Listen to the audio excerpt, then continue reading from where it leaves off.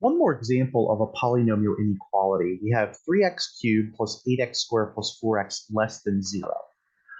First thing we always do with a polynomial inequality, set it so that we have 0 on one side and then all the polynomial terms on the other side, which we do. Next thing we're going to do is we're going to solve for the zeros of the polynomial. So we're going to factor an x out, and that's going to leave us with 3x squared plus 8x plus 4. And remember, we're solving it for when it equals 0. And then finally, what we're going to do is we're going to factor the trinomial. So we have x, and then it looks like to build 3x squared, we need a 3x and an x. 4 can either be 4 and 1 or 2 and 2. So the good news is everything's positive. So let's try 2 and 2, and let's see if we get 8x in the middle. That gives us 2x. That gives us 6x. And 6x and 2x leads to 8x, which is the middle term. So we are good. Okay, so this is the factored form of this trinomial. Okay, now in this case, what's going to happen is we're going to have three boundary values. All right, so one of them is going to be when x equals 0.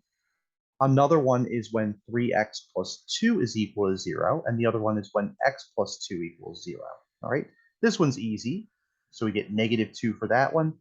And so for this one, we get 3x equals -2 by subtracting 2. And if we divide both sides by 3, we end up with x is -2/3. All right, so that means we're going to have 4 possible intervals. Okay, we always have one more interval than we do test values. Okay, or I'm sorry, boundary values. So on our graph, the numbers we're going to plot are going to be -2. And remember, it's not inclusive of -2. So we put an open circle there. And then we have -2/3. So we put an open circle there. Then we have 0. And we put an open circle there. All right, so we can see that our 4 boundaries, or our 4 intervals, are going to be from -infinity to -2, parentheses, from -2 to -2/3, parentheses, from -2/3 to 0, and then finally from 0 to infinity. All right, so this would be -2/3 to 0, and then from 0 to infinity. All right, so just like we've done before, let's set up a table to where we can go through and now get some test values. Okay, so we're going to have our interval, and our intervals are from -infinity to -2, and then from -2 to -2/3, right? And then the ugliest one is going to be this -2/3 to 0, and then finally the easiest one, 0 to infinity. All right, test values. So test values are going to be, one of them is a number that's less than -2, about -3. A number between -2 and -2/3. Now remember, -2/3 is about -0.67. All right, so maybe -1 would work. In here, I think -1/2 might be, I don't want to say the easiest number, but an easy number to kind of work with.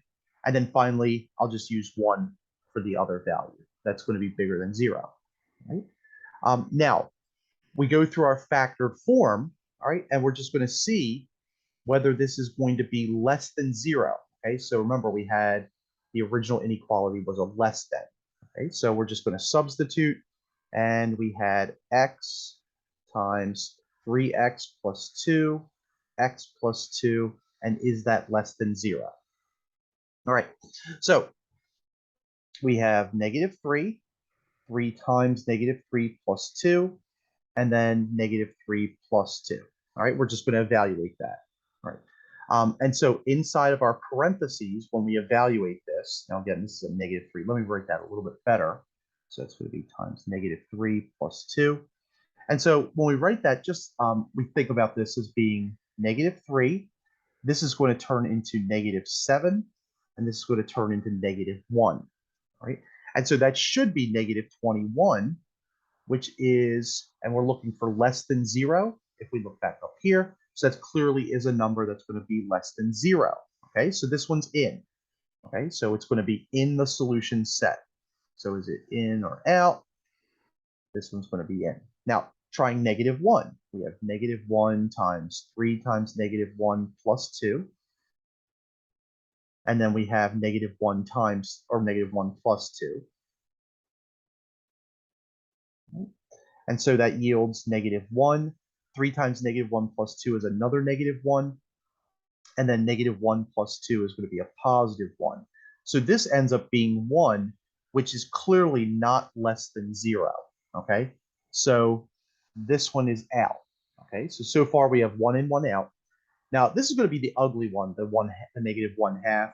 All right, so we get -1/2 times 3 times -1/2 plus 2. And then we have -1/2 plus 2. All right. One thing that we can do is we don't necessarily care about the actual number sometimes. We can just get the sign of this. Okay, so we know that this number is negative. We know that we get 3 times, and it's going to be a -1/2. 3 times -1/2 is going to be -3/2. Okay, and -3/2 plus 2 is going to be a +1/2. All right, if you don't trust me, you can certainly use your calculator. And then finally, I'm just trying to erase. All right. And then finally, we have 2 plus a -1/2. That's going to turn into 3/2. Okay. But again, we really only care about the signs. So this is going to be negative. This is going to be positive. And this is going to be positive. So negative, positive, positive is going to be equal to a positive number. Now, this positive number, a negative number, excuse me. And this ends up being -3/8, which is less than 0. So that one's good. All right. But again, if the number's too difficult to compute because of the test value, maybe just look at the signs. Okay. So negative, positive, positive is just going to turn into a positive number. Right. Last thing we're going to do is we're going to substitute 1 back in and see if that works. Okay. Or if it's out. And so from 1 to infinity, okay, or 0 to infinity. So remember our test value is 1. And so that's going to be 1 times 3 times 1 plus 2. And then 1 plus 2. That's going to give us 1 times 5 times 3, which is 15, which is clearly not less than 0. So that's out. All right. So our solution set, and we're going to graph this just to verify it, just so I can show you. It's going to be from -infinity to -2, union -2/3 to 0. Okay, now let's graph this. And I'm also going to graph these boundary points when x is 2/3 and when x is -2. And let's see what happens with this. Okay, so remember our inequality was going to be, and we can just plug it in the factored form. So our inequality was x times 3x plus 2, and then times x plus 2. All right. And so remember, we're looking for when this value or when this number or when this graph is going to be, let me try to find it. Sorry, it's up here. We're looking for when it's going to be less than 0. And here's a way you can check this when you're graph. All right. I'm going to plot the 3 critical values that we found, or I'm sorry, the 3 boundary values, which were -2, 0, and -2/3. Okay, so I'm going to say x equals -2/3. Okay, and then I'm going to plot x equals 0. And then finally, I'm going to plot x equals -2. All right. And what we're looking for is we're looking for all the places where this is less than 0. And clearly, it's below the axis from -2 all the way to infinity, okay, which is what we got here.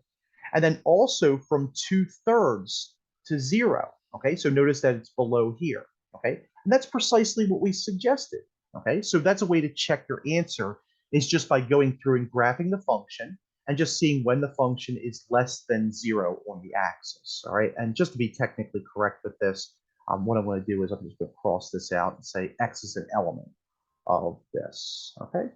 All right, so that's our polynomial inequalities. So in the last couple videos in this section, we're going to take a look at rational inequalities, okay? And rational inequalities are about the same rigor as polynomial inequalities and do share a lot of the same processes.